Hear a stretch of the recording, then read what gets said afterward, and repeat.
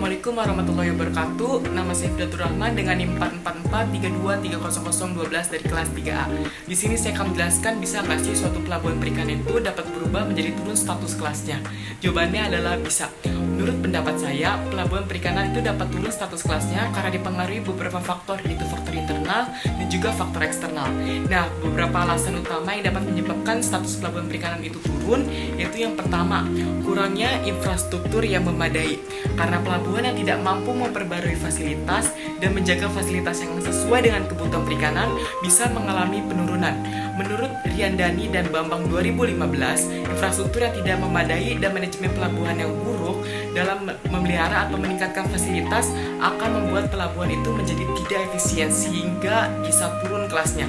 Lalu yang kedua, perubahan kebijakan atau regulasi yang baru. Nah, seperti aturan penangkapan ikan yang lebih diperketat atau pembatasan ekspor hasil laut dapat berdampak pada jumlah nelayan dan kapal yang beroperasi di pelabuhan tersebut. Nah, jika pelabuhan tidak beradaptasi dan menyesuaikan diri dengan perubahan regulasi tersebut, ini bisa mempengaruhi statusnya. Lalu yang ketiga, keterbatasan sumber daya manusia dan juga teknologi.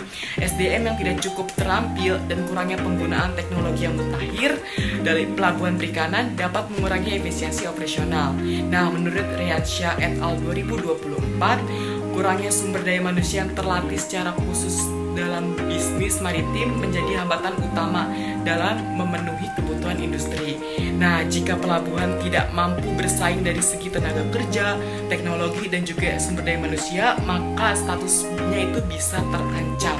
Dan yang terakhir itu ada kompetisi dengan pelabuhan lain. Nah, jika pelabuhan yang menghadapi persaingan dengan pelabuhan lain yang lebih maju dan modern dari segi fasilitas, sumber daya manusia, teknologi, ini bisa menyebabkan penurunan aktivitas pelabuhan di perikanan di sebelumnya tadi karena bersaing dengan pelabuhan yang modern, fasilitasnya baru, dan juga mahir akan teknologi.